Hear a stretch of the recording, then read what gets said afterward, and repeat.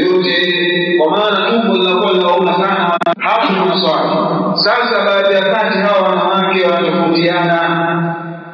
Wewe unasema unaweza kuchanganyika na mwanamke, lakini mwanamke unamjia ada yake na ile vingine tumbo linauma, tena linauma sana kiasi ambacho wengine wanalia, kiasi ambacho wengine hawawezi kufanya shughuli yoyote, kwa maana tumbo linakuwa linauma sana wanawake.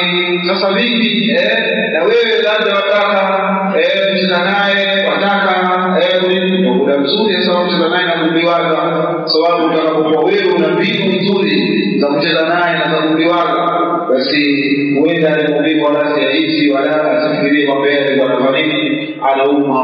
Huo mtulivu, uwe mtaalamu na hayo mtaalamu amezwa tena tueleze hapa yote. Sasa hivi tunafanyika mambo hayo. Haya tuendelee. Hapo